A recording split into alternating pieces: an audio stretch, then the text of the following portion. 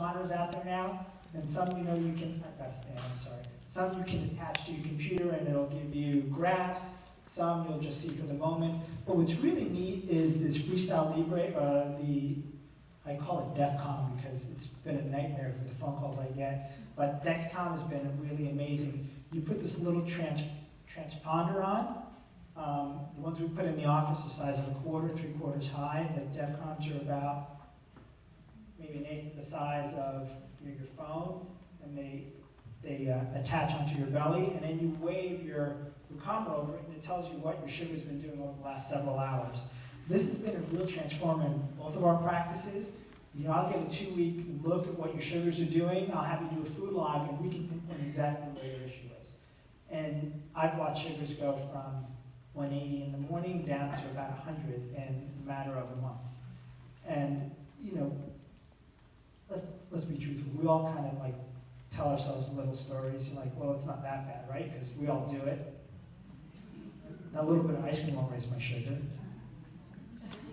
That one cookie won't do it. Dark chocolate's probably better. But it all does it. We all do it. I do it as well. We all do it. So this kind of keeps us on task. And when I tell patients this glucometer or your labs are not to vilify you or beat you up, they're just like a GPS and a map. You've got to go northwest. How do you get there? I don't know exactly the roads. I'll look at my GPS or map, and that's what the labs of this continuous glucose monitor does. It's our map to tell us, are we on the right path to get there? So, transforming glucose monitor has been a big change in these, the question is it covered or not, but it'll be covered very soon. We've gotten to the point where we have, through Medtronics, these monitors that'll tell you what your sugar is, and you'll have an insulin pump, and it'll tell you, we recommend you so much insulin, would you like it or not, and you can adjust it yourself. You can set 4 different basal levels: sleep level, sitting level, working around the house level, and then exercise level. So it's 5 different basal levels. And even better, the new technology is even looking at contact lenses and checking sugar in your tears and telling you what your sugar is on a little thing in the corner of your contact lens. Wow. Talk about advanced. It's crazy. So we've come to some really wild things that we can do, but there are things that are out in the market now that I'm surprised we're even out yet. I'm going to go ahead and start running through the tips real quick. I've got about 8 or 9 tips here, and then we're going to get into some questions at the end too that are by some patients. Number 1 is water, and jump in please, either of you have some. Number 1 is water. Drink half your body weight in water every day. If you weigh 200, you take it in half, 100 ounces of water every day.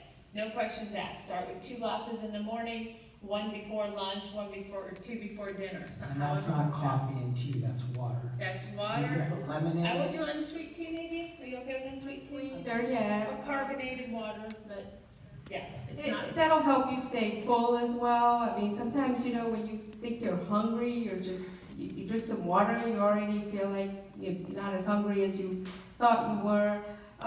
One of the things, though, that you have to be careful with is, this is a tip for just everyone across the board. Some of these patients may have congestive heart failure or other conditions that really fluid intake and excess fluid intake can worsen that, and we have to look at that and individualize based on that.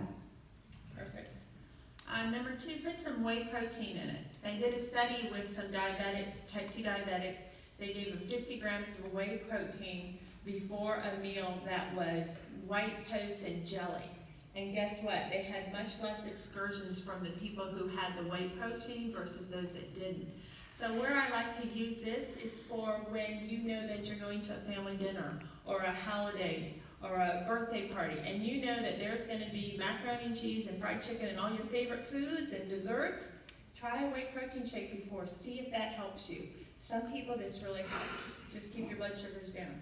And this is the same protein we were talking about possibly putting in the oatmeal. If you are having that, it'll help reduce the blood sugar excursion and probably keep you fuller longer.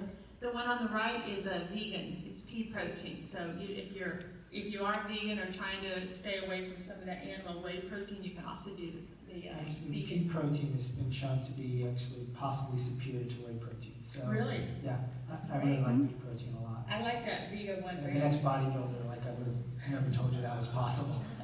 I can't write in peas. So this is a fun tip. They actually did a study on the order of the food you eat. The green is in the center, and that's like a Subway sandwich. It had bread and the meats as well, and the protein. Then, if you ate the protein first, it's the blue line. Your blood sugar hardly went anywhere. But if you ate the carb first, it's that top yellow line. You spiked your blood sugar more. So if you got your chicken and rice or pasta on your plate and a veggie, eat your chicken first. Dr. Patel, or Dr. Lopez? So you all laughed at your kids that separated the plate and ate the protein first, right? Don't laugh at those kids anymore. They were right. No, don't let my peas touch my protein. You know, they were probably right. So the protein first really makes a big deal. Eat that protein, it gives you a sense of fullness, but you will have less of a sugar rush.